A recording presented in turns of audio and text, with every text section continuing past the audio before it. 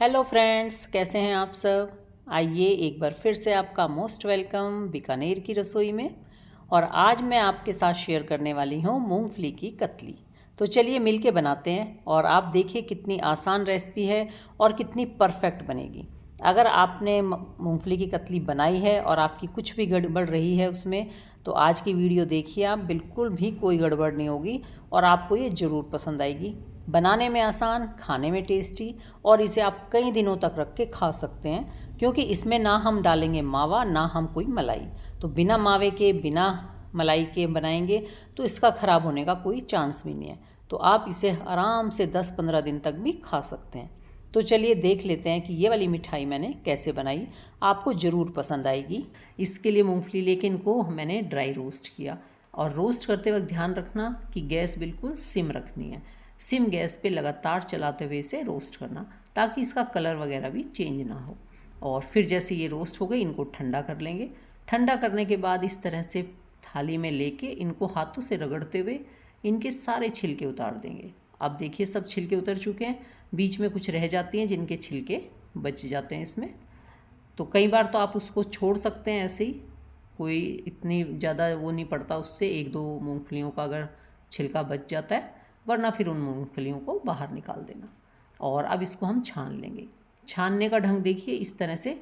ये इस छलनी आजकल सबके घरों में होती है, तो आप इसी से छानना इसको।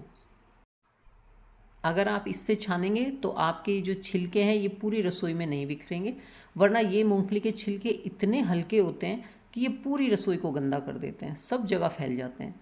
तो यहाँ पे इस तरीके से आप इनको सबको छान लेना। देखिए सारे छिलके बिल्कुल साफ़ हो जाते हैं और आपकी जो मूंगफलियाँ ये बिल्कुल साफ़ निकल आती हैं। तो ये आसान सा तरीका है मूंगफलियाँ छानने का। तो यहाँ पे मैंने सारी मूंगफलियाँ छान ली हैं। जो एक आध में कोई रह जाता है छिलका, उनको इस तरह से छांट के निकाल देंगे और साफ़ कर लेंगे। तो ये हो चुकी है मूंगफलियाँ तैयार। और अब हम चलते हैं इसका अगले प्रोसीजर की तरफ। तो यहाँ पे हम लेंगे मिक्सी जार और इसमें अपनी मूंगफलियाँ डाल लेंगे।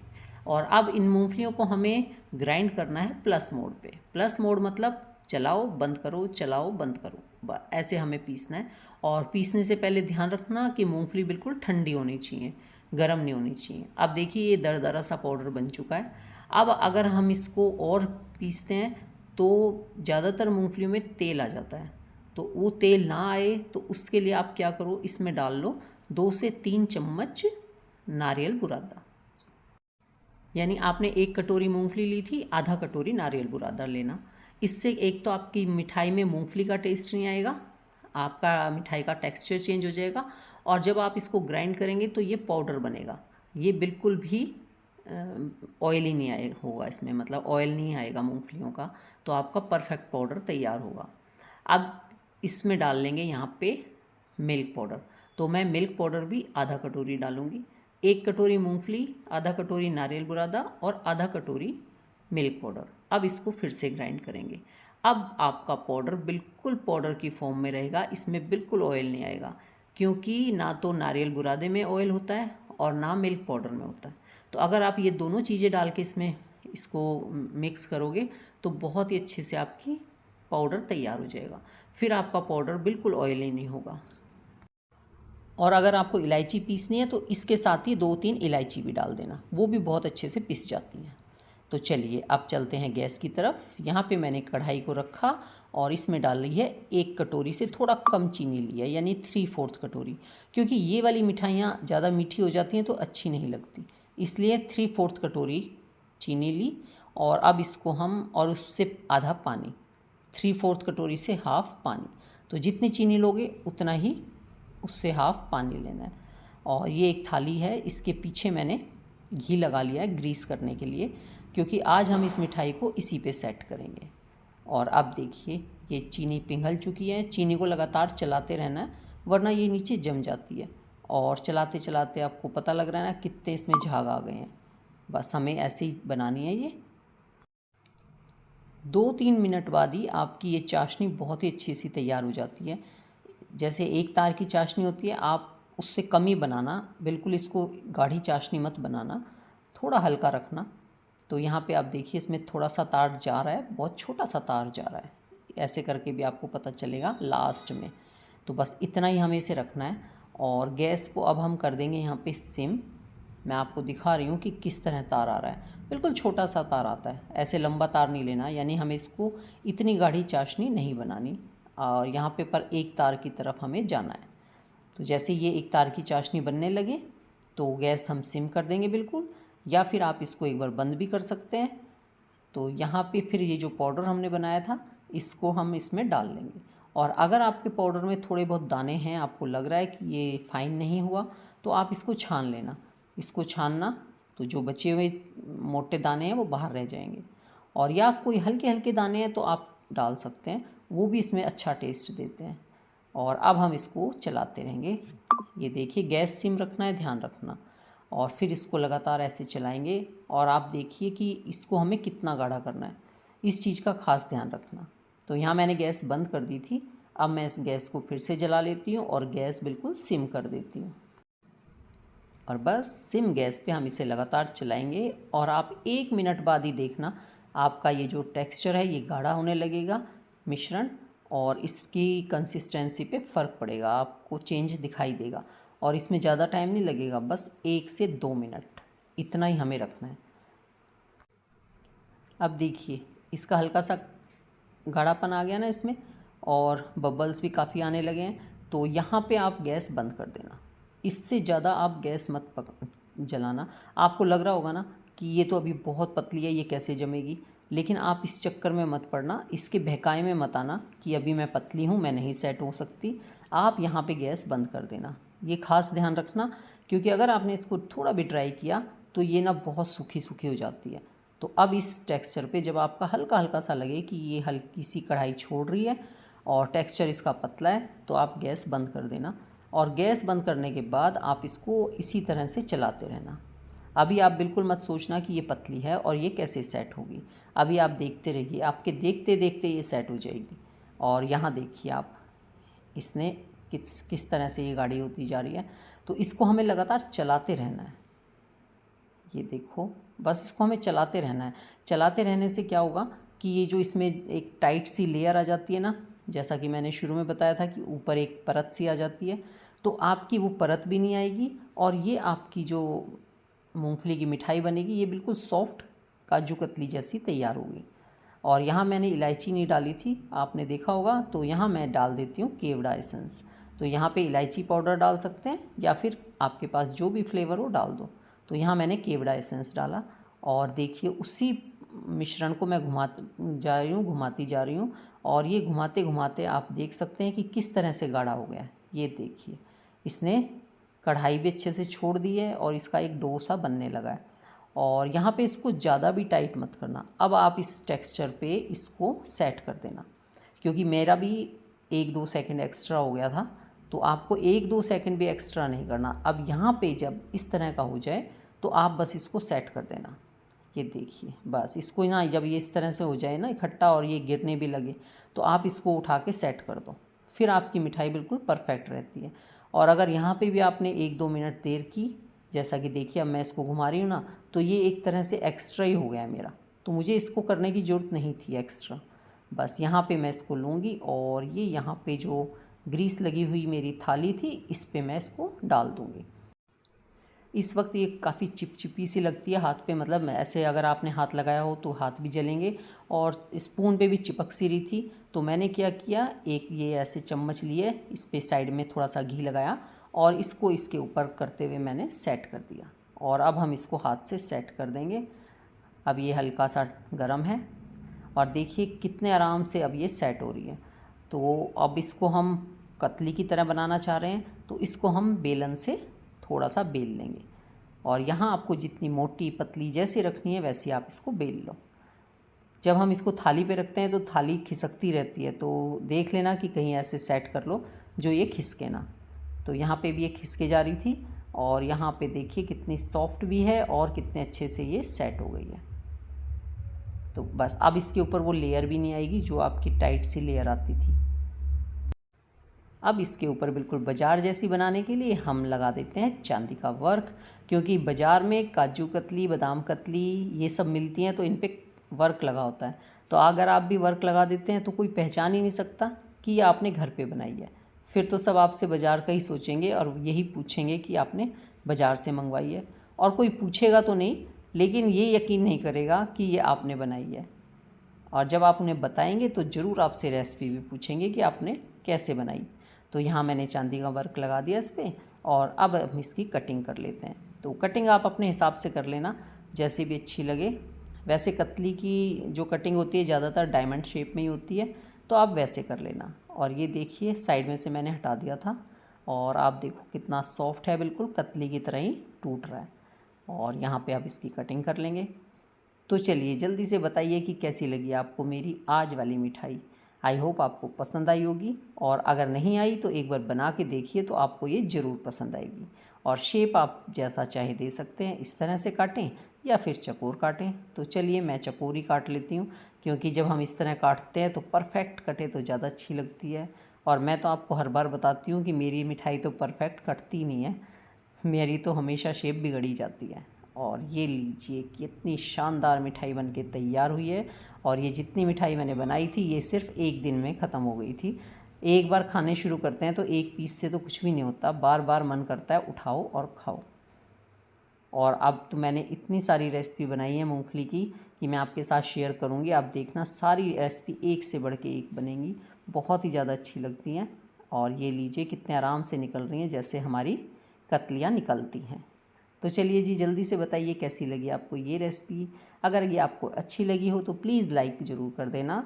न्यू आए हैं तो चैनल को सब्सक्राइब कर लेना, और वीडियो अच्छी लगे तो अपने फैमिली और फ्रेंड में शेयर भी ज़रूर कर देना। अब इस तरह से काजू कतली, बादाम कतली या मूंगफली कतली आपका जब मन करे तब बना सकते हैं आप। घर पे बनाना आसान है और सस्ती भी पड़ती है। तो अगर ज़्यादा ना बनानी हो तो एक कटोरी से बनाएं, काफ़ी सारी बन जाती है।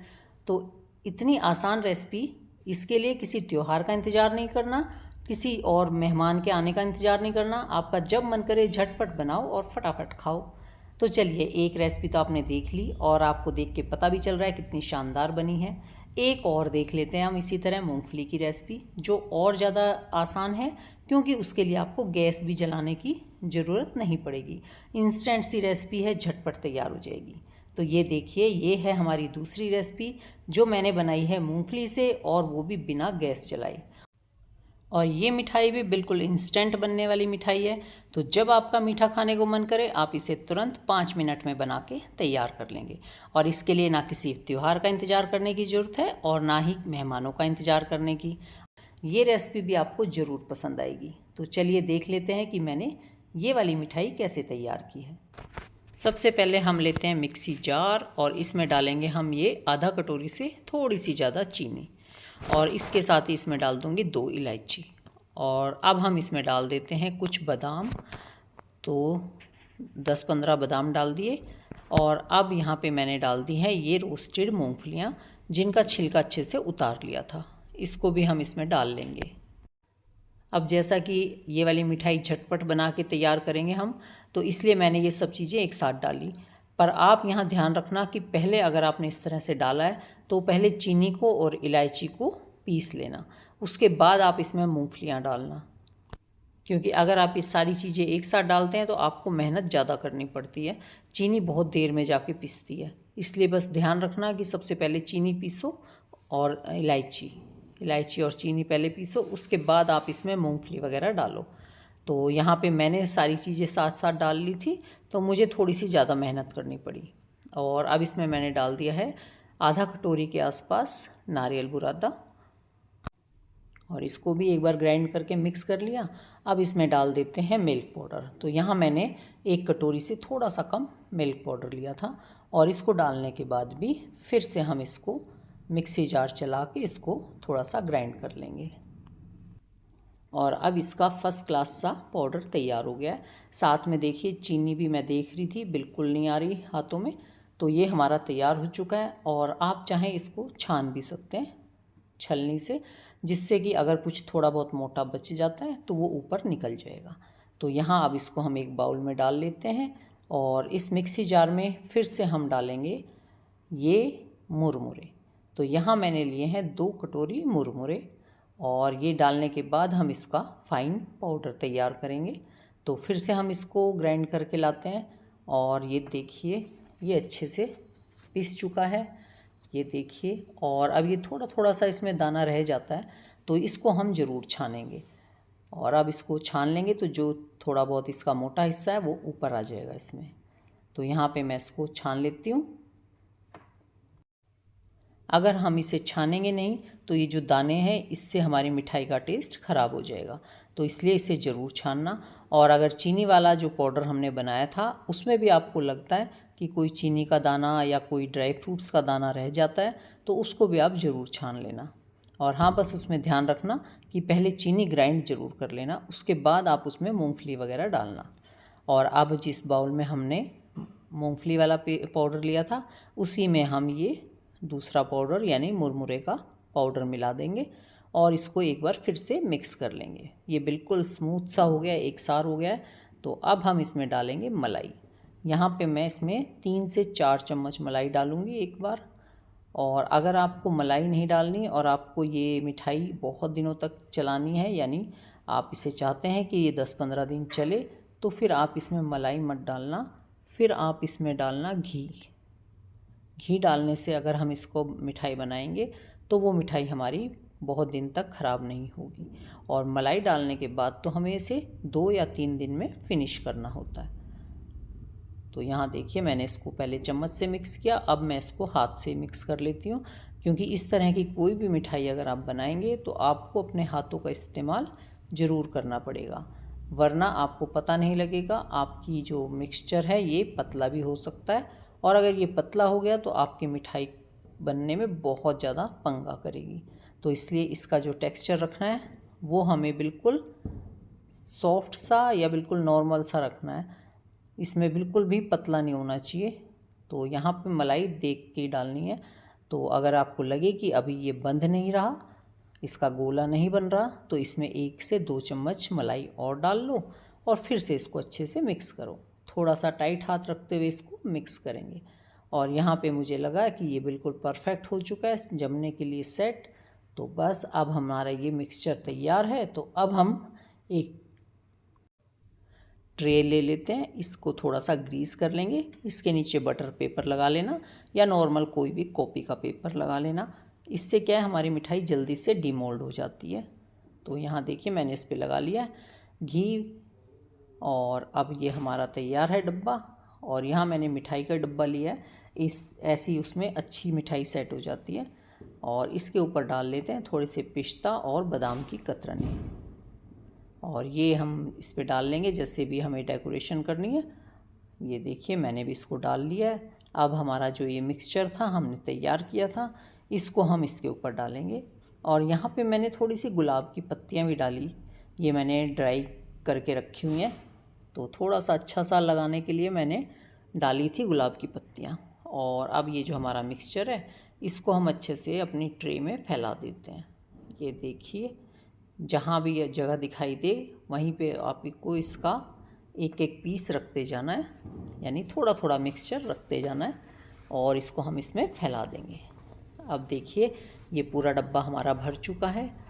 तो इसी तरह से हमें इसको पूरा फिल करना था और अब हम इसको दबा दबा के सेट कर देंगे। ये देखिए ये बहुत ही आराम से सेट हो जाता है। ये मिठाई बहुत ही ज़्यादा टेस्टी लगती है और झटपट तैयार हो जाती है।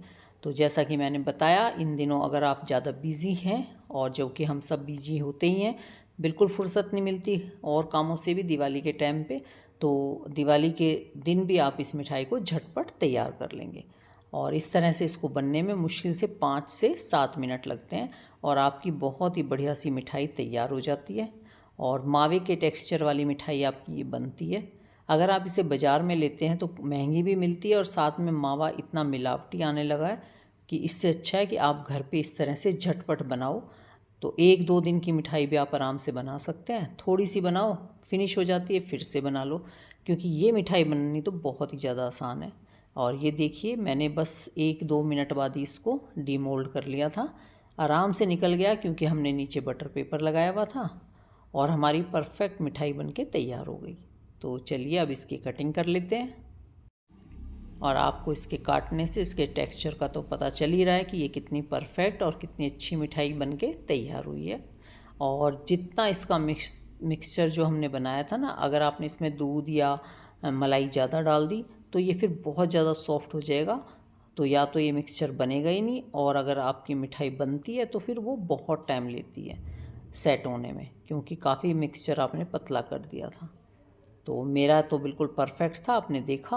और ये देखिए मिठाई भी बिल्कुल परफेक्ट बनी है, बहुत ही ज़्यादा अच्छी और टेस्टी। तो चलिए फिर जल्दी से बता दीजिए कैसी लगी आपको ये आसान सी मिठाई की रेसिपी। आई होप आपको पसंद आई होगी। अगर आपको अच्छी लगी हो तो प्लीज़ एक बार फिर से याद दिला देती हूँ, वीडियो को लाइक कर देना, न्यू आए हैं तो चैनल को सब्सक्राइब कर लेना, और अगर वीडियो अच्छी लगे, पसंद आए तो अपने फैमिली फ्रेंड में शेयर भी ज़रूर कर देना, ताकि सब इस आसान सी मिठाई को बना सकें। और हम फिर मिलेंगे किसी नई वीडियो में नई रेसिपी के साथ। तब तक टेक केयर, बाय बाय।